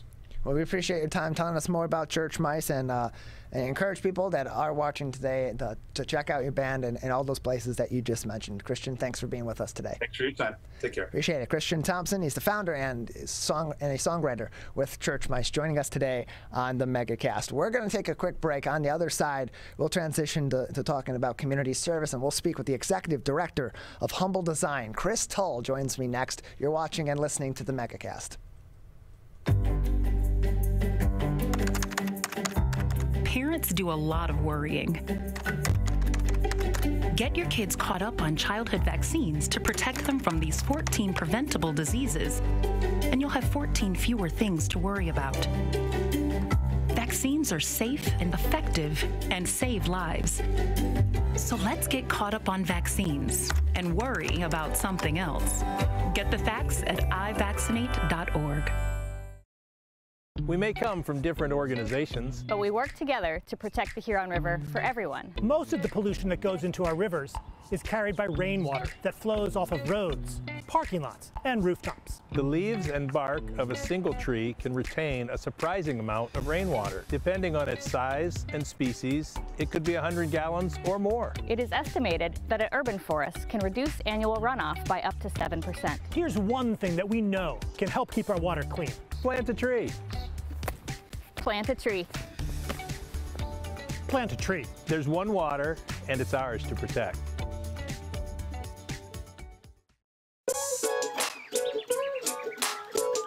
One of the things you can look for in your friends is a change in behavior. These can be big changes, they can be small changes in mood, physical appearance. They may be sleeping less or sleeping more, drinking more, or their eating patterns may be different. One big change that can be pretty obvious is change in motivation. Do they no longer want to play basketball? Do they no longer want to play video games?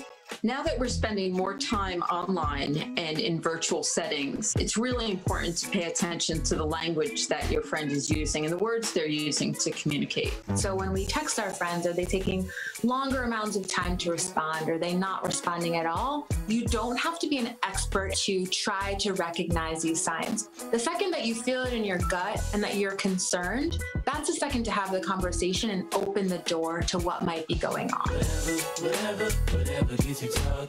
Today, it is easier than ever to join Michigan's Organ Donor Registry and help build a bridge of hope for organ, tissue, and eye donation. Just one person can potentially save or help improve the lives of up to 75 people. By joining, your legacy could be the gift of life. Sign up today at michigan.gov/SOS or at any of the more than 145 Secretary of State self-service stations located across Michigan. Be part of Michigan's Bridge of Hope by adding your name to the Organ Donor Registry. When times get dark, we can't see the help that's all around us. When you don't know where to turn, let 211 be your guiding light.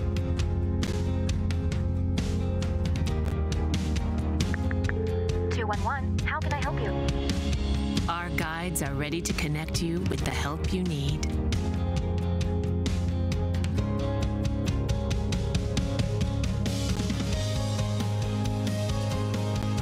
For help with food, healthcare, mental health, and other resources. Call 211 or visit 211.org. 211. Get connected, get help.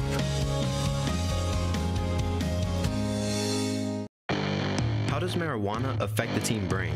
Our brains are still developing into our 20s. With regular use, marijuana can affect teen brain development. It can affect our brain's circuitry and blood flow and impair thinking, learning, and memory function, which could hold us back from reaching our potential. Don't let marijuana mess with your brain. Get the facts at michigan.gov/drug-free.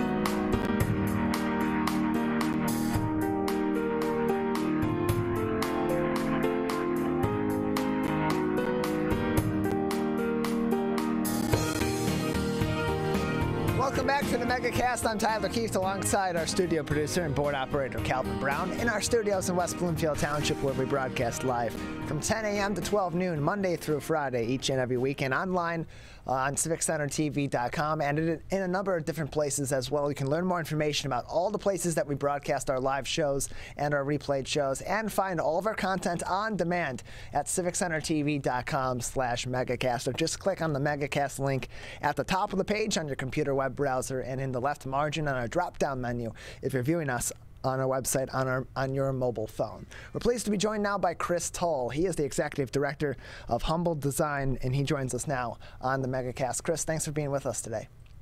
Thanks for having us. Great to be here. Appreciate it. So for those that may be unfamiliar, they haven't heard of Humble Design before, they're unfamiliar with your work, tell us a little bit about your organization. So we're a nonprofit organization. We've been around here in Detroit. We were founded in 2009.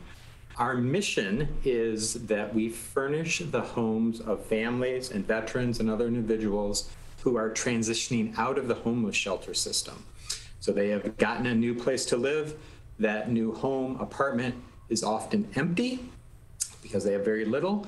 And that's where we step in and work with our clients on creating a personalized space for them. And we furnish that home from top to bottom. So couches, bedrooms, general furniture, dining rooms, kids' toys and books when there's a family involved, kitchen kits, all of those things that make a comfortable home so that we can help build that foundation for them, a foundation of stability and comfort, and so they can worry about the other things in their lives. They can worry about their kids, you know, and their schoolwork, and they can worry about having a place to make a meal now and having their kids in their own bedrooms and in their own beds, often for the first time. So that's where that's the space that we work in. We work to help end the cycle of homelessness is our overall mission. And we do that 3 times a week. And we serve Oakland County here, as also in Wayne and Macomb County. We have clients. And we serve, like I just said, three homes a week that we furnish out of our warehouse in Pontiac. So you mentioned your warehouse in Pontiac. You have all those materials there that you help to furnish these homes in Oakland, Macomb, and Wayne County, as you mentioned. How are those usually obtained? Is your organization going out and purchasing those? Are those coming from donations? No, these are donations from the community. So, you know, we're very centrally located in Pontiac, and we have a very generous community from all around Metro Detroit. We take donations here at the warehouse. We do pickups of certain larger items as well, but we, again, receive donations from the community, everything from large items like sofas and beds and bed frames on down to kitchenware, decor. All these items you see behind me in our nice conference room here, I'm just off the warehouse now. These are all donated items. So our designers here, we have really talented design teams, but you know, put together this nice conference room for us. But everything comes in. We do occasionally have some grant monies where we will purchase high need items, which generally fall into kids' bedrooms. So twin mattresses are an ongoing need for us. We go through those so quickly. And twin bed frames, bunk beds, we occasionally use grant money and we'll make purchases through those restricted funds from a grant perspective. But beyond that, 95% of everything is donated. And then that in turn, when we furnish a home for a family or an individual or a veteran, that is donated to them and it becomes their property. So that, again, give them that another plank of stability in that foundation in their new home. We're joined by Chris Tull. He's the Executive Director of Humble Design Detroit. You can learn more information about the organization, including ways that you can donate at humbledesign.org/Detroit. Again, that is humbledesign.org/Detroit. And right now, Chris, what are some of the most immediate needs in terms of donations of materials that your organization needs to continue to provide the excellent service that it provides to people that are coming out of homelessness in the Tri-County area? Sure. Well, I just mentioned a couple things. So anything to do with kids in their rooms, because we often are furnishing homes of single moms. They may have 2, 3, 4, even up to 6 kids. We've done 5 and 6 kids recently over the past couple of weeks. So anytime there are bunk beds available, that's very exciting for us. As I mentioned, twin mattresses and box springs, twin bed frames, and kids' dressers are kind of hard to come by. If you think about a kids dresser that's not so wide but rather tall, those are really important for us too in terms of items that we go through really quickly and are often low on. Otherwise, those are our highest need areas around the kids there. Otherwise, as I mentioned, many other items will take just about anything else that can go into a house. We do have a cheat sheet on our website if you're interested in making a donation. You know, there are some size restrictions. We're often not furnishing very large homes and certain other items, but yeah, if focus on kids is really important for us. We're joined by Chris Tull. He's the Executive Director of Humble Design, and he joins us today on the Megacast. And Chris, you mentioned the website, of course, for people that want to donate, but also there you can schedule a pickup, schedule a drop-off of your materials. It does provide you your donation cheat sheet. But in terms of people that are in need of these services, how do they get in contact with Humble Design for this important help that a lot of people take for granted when they're going into a new home, but especially would not be thinking about maybe in terms of people that are coming out of homelessness and getting into their first home in a long time or their first home ever? Yes, absolutely. So the way our process works, we work closely with partnering agencies and shelters. So we have partnerships with 26, potentially 27 right now around the Tri-County area. So here in Oakland County, for example, we work with Lighthouse. We work with Haven. Down in the city of Detroit, we work with the Detroit Health Department and COPS. And as I mentioned, 26 different agencies. Those agencies are providing wraparound services for these folks that are in the shelter system, that may be recovery services, that may be domestic violence survivors, that may be just purely the economic hardship, especially exacerbated by COVID, that drive people into experiencing homelessness. When those clients are ready and have secured a new home through their agency, so we do not find the housing, those clients are referred to us by the agency. So we have that process so that we know that they have been goal setting and reaching objectives and are ready to move into their next stage of self-sufficiency. So when those clients come to us through our agency partners, we do not do any further vetting. We consider them, because of our close relationships with the agencies, we consider them vetted, ready to go. So they go into our queue, into our schedule when they come in. And we're scheduled out generally around 4 weeks, I would say, lead time. Once we work with those clients, say it's a family, our design team, and we have 3 design teams here, because I mentioned we do 3 homes a week.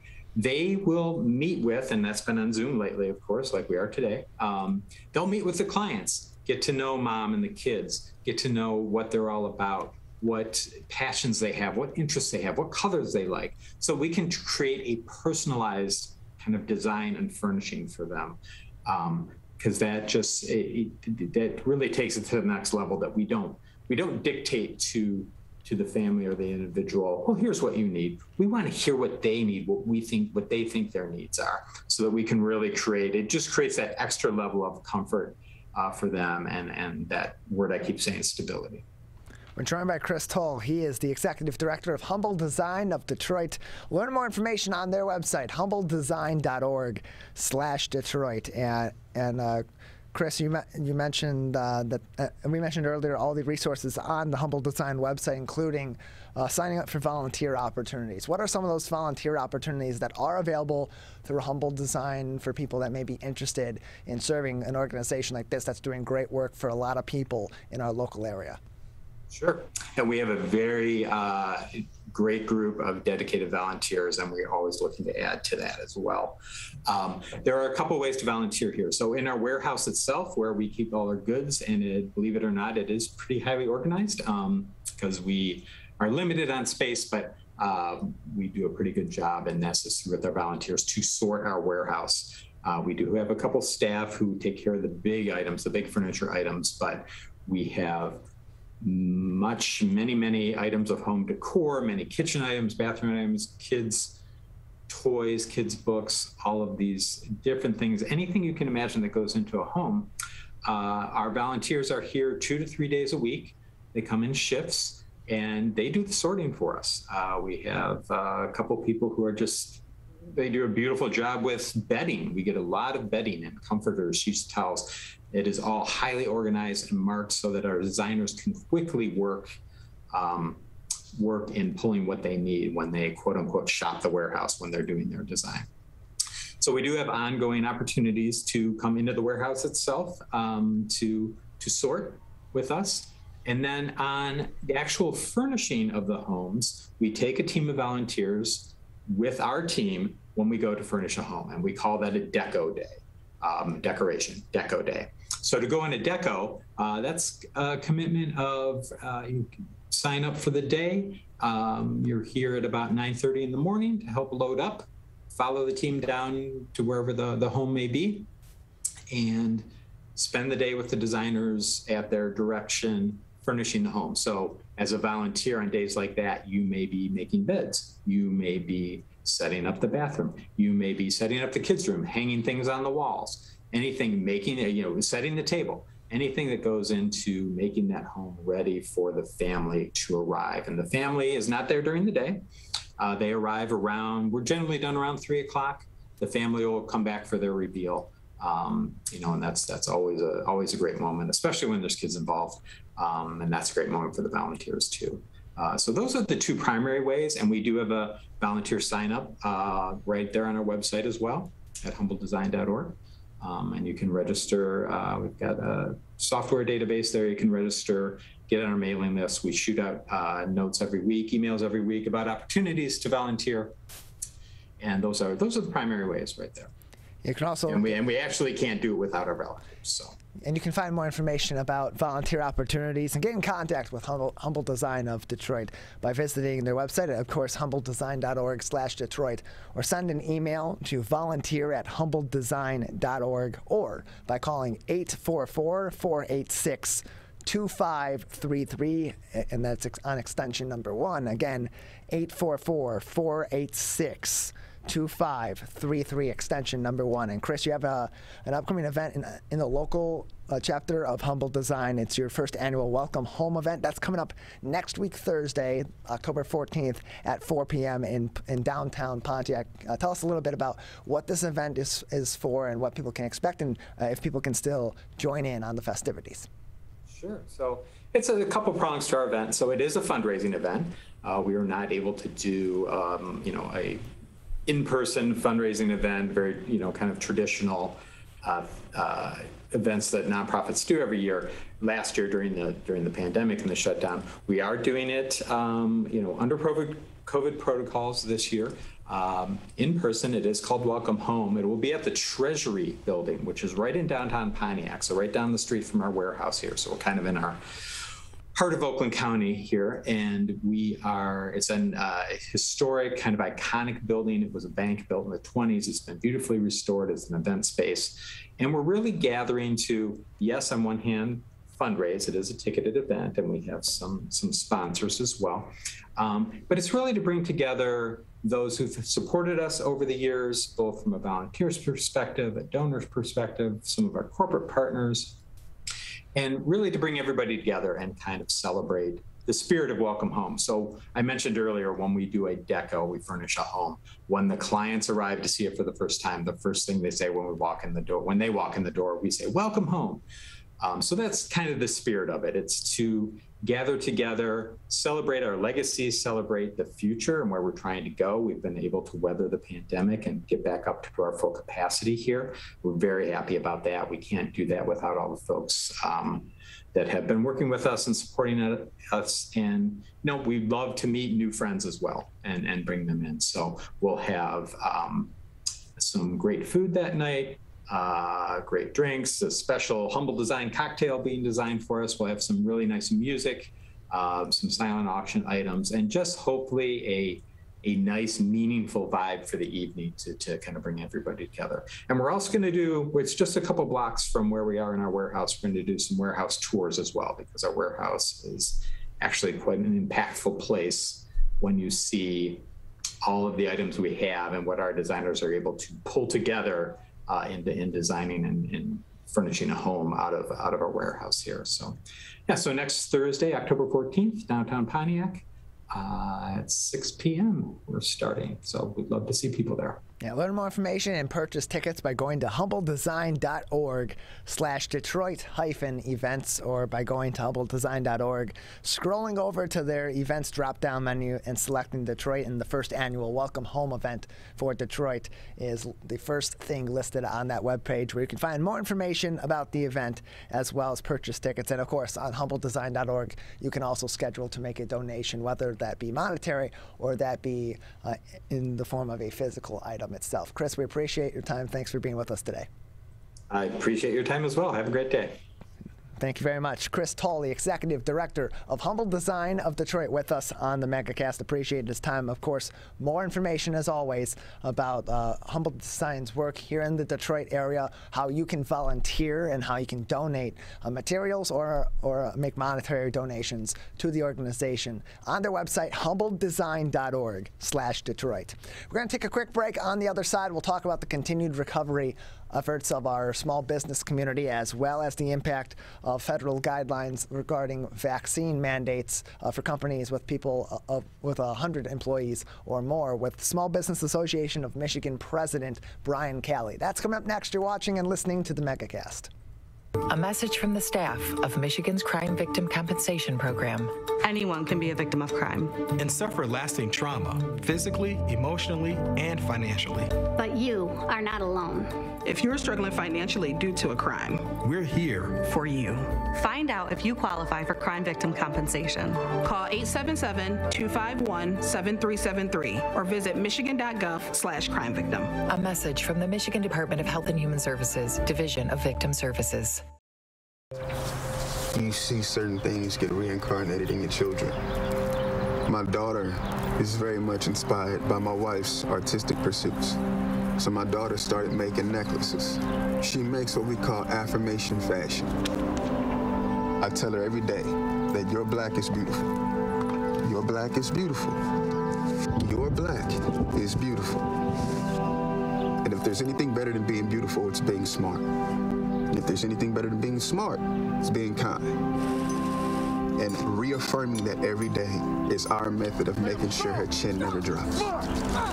My dad wasn't around, and I remember riding a bike and falling off and cutting myself, and me never just wanted to get back on it. People ask, how your children learn how to ride a bike, and you did. I didn't teach them. I just created an environment where they taught themselves, and all I had to do was be there.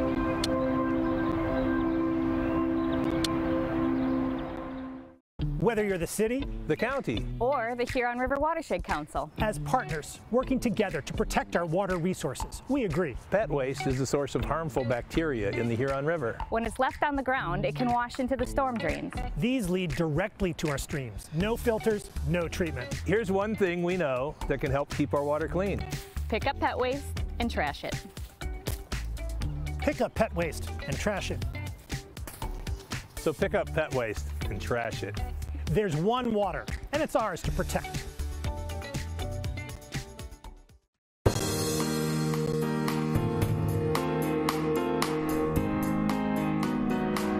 Welcome back to the Megacast. I'm Tyler Keefe here in our studios in West Bloomfield Township, where we broadcast live from 10 a.m. to 12 noon, Monday through Friday on the Megacast. You can find more information about all the places in Oakland County and across the state of Michigan that you can view us by going to our website at civiccentertv.com/Megacast, where you can also find each and every one of our interviews from every single one of our shows, dating all the way back to our first shows in March of 2020. There as well by clicking on the Watch Full Interviews link. To cap off today's show, with just about 15 minutes or so left in the program, we're pleased to be joined once again by the president of the Small Business Association of Michigan, Brian Calley, to talk about the continued efforts of our small business community here in the Great Lakes State to recover from the pandemic and continue to shoulder the burden of an ongoing pandemic. Brian, thanks for being with us today. Thanks, Tyler. Great to be with you again. Thanks for having me. Glad to have you. So recently, WILX in Lansing had reported that according to a new survey, while wages and staffing levels have begun to increase once again back toward more normal levels, rising costs and staffing issues continue to be the top threats that businesses in our state are facing. Just how big of a threat are those two issues at this present moment, particularly for our small businesses in Michigan? Especially for those businesses that were last to the table to rehire once the final restrictions were lifted.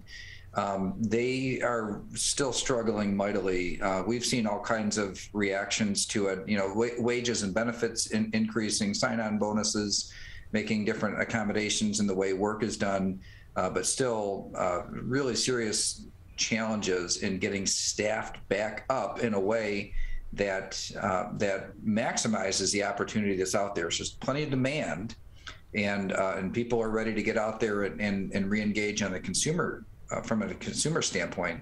But severe restrictions in and just the availability of help. But then on top of that, also we're starting to see supply chain issues starting to hit in all different types of businesses. So we heard about it like with microchips and automotive, but it's really permeating now through almost everything. We're joined by Brian Calley. He's the president of the Small Business Association of Michigan, with us today on the Megacast. And also coming into play for Michigan's small businesses and small businesses across the U.S. are federal vaccine mandates that will be requiring either significant testing protocols or full vaccination of employees for businesses with at least 100 employees. Another survey that was recently conducted said that small business owners oppose that mandate by a margin of 2-1. What has been the reaction so far? What is the opinion generally across the board of people in your organization and small businesses in your organization in Michigan in terms of those vaccine mandates? Now, most of our members have fewer than 100 employees, but I think it's important to keep in mind that it also applies to federal contractors, regardless of size, and also anybody who receives Medicaid or Medicare dollars. And so there are a lot of smaller companies that will fall under the mandate. I'll say, generally speaking, anytime the government gets between the employer and the employee in the hiring decisions and firing decisions, it is not received well from small business owners. So I think there's apprehension about asking them about medical issues, how you store information, what you're supposed to verify, what the lawful exceptions are, all the questions about testing, and it's not like you can get a test back right away. The over-the-counter more instant tests are not available in the type of way that they would need to be with such a wide mandate. So this was announced, but it has not been implemented. There's no rules that have come out. So we still have way more questions than answers on it. But I think one of the reasons why the rule set has not come out from the federal OSHA is because they are grappling with how to apply a private sector mandate of this size and have any hope at all of enforcing it. So there's apprehension, there's definitely opposition to it on a lot of different grounds, both philosophical from a standpoint of don't tell me who I have to hire and fire, but all the way through to practical considerations on, these testing lines sometimes can be very long. Whose time is that on? Can a person get a test and if it takes a couple days to come back? Can they work during that time period? All kinds of practical issues that small business owners will be confronted with, and I think rightfully are in a position where they don't need one more thing piled on to the difficulty in operating in this environment. Yeah, practicality and logistics of enforcing or enacting these vaccine mandates in the workplace would be tough, because on top of arranging those testing protocols, should there be a situation where many of your employees in these small businesses or most or all of your employees in the small business are not willing to get the vaccine, that can be very timely, that can be very costly in terms of materials. Will there be any support there? And then on top of that, in situations where people are willing to get vaccinated, how soon does that requirement need to go into place? Because that doesn't take a simple flip of the switch where all of a sudden you're vaccinated, unless you're getting the Johnson & Johnson vaccine and you wait through that simple gestation period there. You have to wait in some cases, especially with these 2-dose vaccines, for several weeks to be fully vaccinated under those mandates. So logistically speaking, those are some hurdles that businesses definitely have to be concerned about, but also that federal entities and OSHA need to also be considering as they put these final mandate rules into place. We're joined by Brian Calley, the president of the Small Business Association of Michigan, with us today on the Megacast. And we talked earlier about wages increasing, staffing levels have begun to increase as well. But that brings up a topic I discussed earlier with Senator Rosemary Bayer about the increase in wages for child care workers and the incentive that brings, to have people continue to be retained in that industry, but also attract new people into child care as well. Generally speaking, those higher wages should be attracting more people to go back into the workplace, to apply for these jobs, to continue on with their jobs. But on the other end, too, just thinking logically, if you're increasing wages for business, that is increasing as an increased cost as well. How have those increased costs for staffing purposes to provide that additional pay, to provide that additional incentive, and to reward these employees for their great work?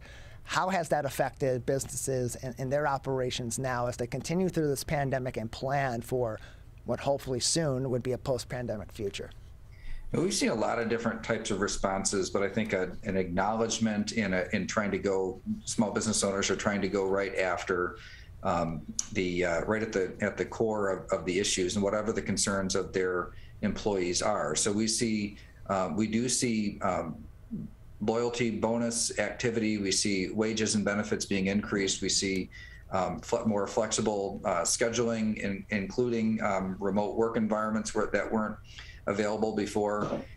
These things are they're making some impact, although there is still a serious shortage. One of the reasons why, even if only say 5 or 10% of people end up not complying with the vaccine mandate, that still has a big impact on when the workforce is already as squeezed as it is. There's a concern that every one employee that decides that it's just not worth it anymore to work has kind of an outsized impact given how tight things already are in the labor market. But the child care work is actually quite important. As we looked at the Department of Labor statistics on who has exited the workforce, younger parents, especially women, are one of the groups that have exited the workforce at a pretty high rate. Having availability of affordable, high-quality child care is important. There are several facets to it. To the extent that somebody is receiving a government subsidy, the reimbursement rates to the providers need to be in line with what is in the market, or else that help is not going to produce outcomes that inspire people to get back into the workforce. But also the income thresholds for who can get help needed to increase as well. I think they moved them up to 185% of poverty, which is pretty important. It gets at it gets to families that are making between $40,000 and $50,000 a year. Often that's a spot where there's tremendous difficulty in covering the cost of childcare.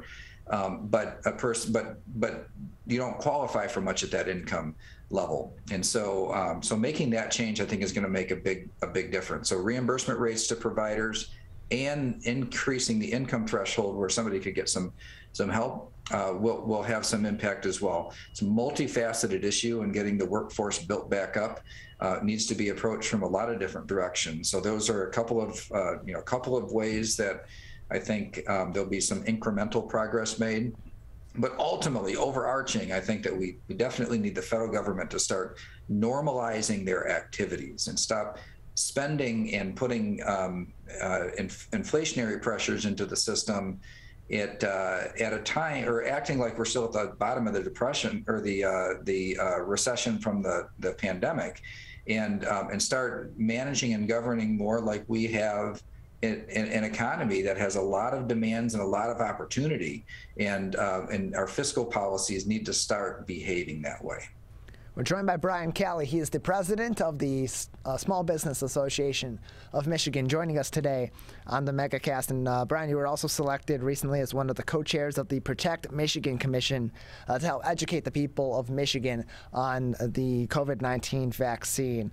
How are we doing across the board at the state level of providing that education to people? Because we still have very much been experiencing a lull in getting people to be vaccinated against COVID-19. We've obviously seen a severe rise in cases of the Delta variant of COVID-19 in the state of Michigan in the last month or two as well.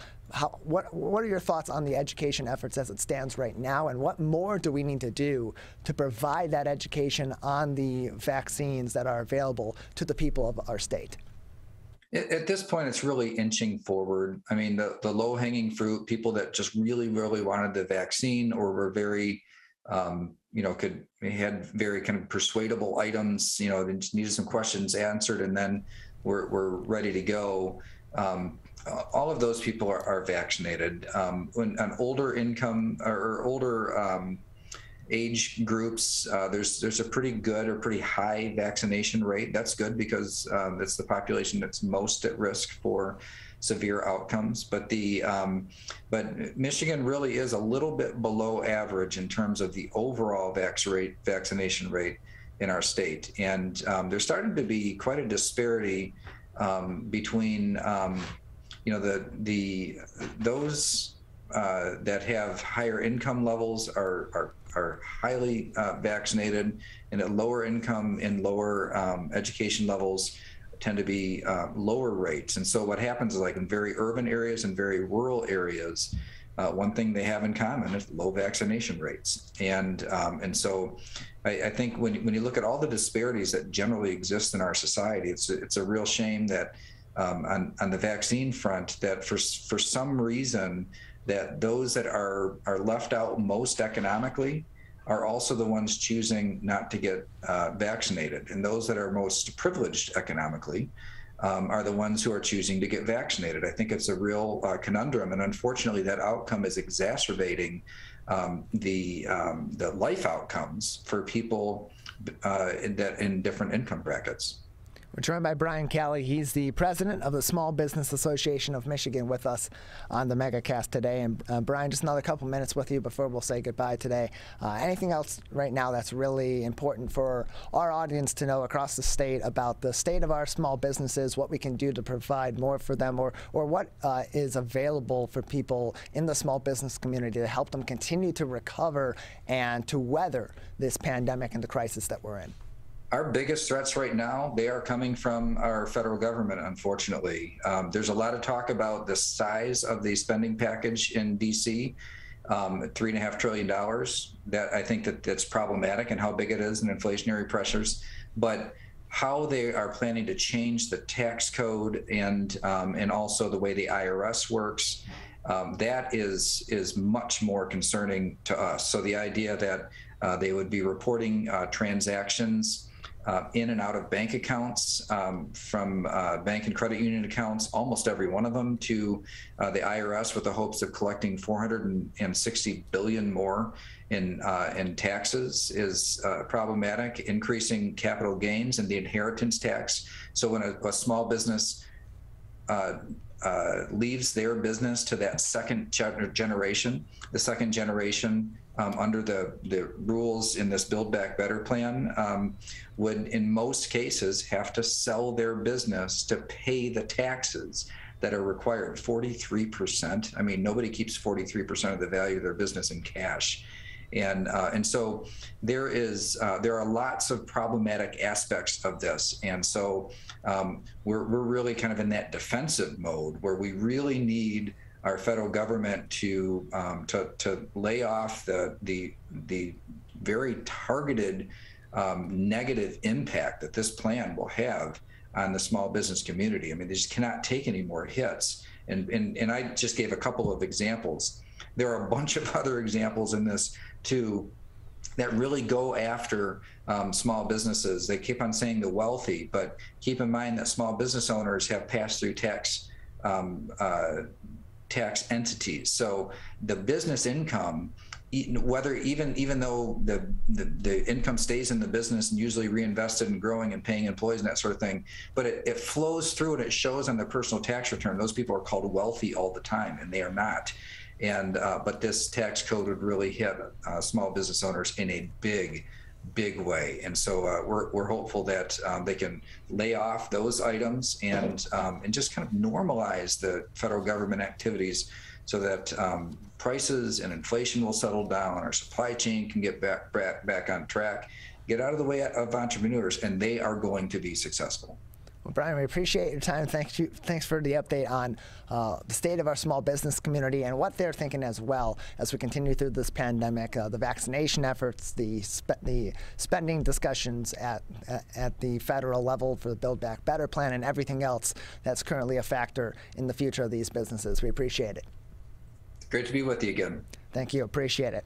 Just about a minute and a half left in today's edition of the show. And so as we wrap up the week, I want to thank everybody who has joined us throughout the week, including on today's show, Brandon A. Wright, the special lecturer in the School of Music, Theater, and Dance at Oakland University, Senator Rosemary Bayer from Michigan's 12th District, Christian Thompson, the founder and a songwriter with the band Church Mice, Chris Tull, the executive director of Humble Design of Detroit, as well as Brian Calley, the president of the Small Business Association of Michigan. If you missed any of these interviews from today's edition of the show or throughout this week, you can find them online on demand on civiccentertv.com/megacast. We usually have them posted and ready to be viewed by mid to late afternoon during our regular business hours of 9 a.m. to 5 p.m. Monday through Friday, and you can find them there later on today. Big thank you as well to our crew, Larry Nyland, our booking producer and our Zoom producer, getting all the show's time slots filled for our guests each and every day and getting them ready to come on the show as well, making sure they look good and they sound good and they're ready to come on and talk about these important topics. Of course, our studio producer and board operator, Calvin Brown. A big thank you to him as well for his great work in here each and every day alongside me from 10 a.m. to 12 noon on our live shows. You can learn more information about COVID-19, including important information from the Centers for Disease Control, the state of Michigan and Oakland County, by going to our website at civiccentertv.com/coronavirus, where we also have some of our top stories each and every day making news before our live shows. On Civic Center TV, The Splash with Maddie Mushkin is next. Over on My Michigan TV, it is Steve Lato Live, and we will be back Monday at 10 a.m.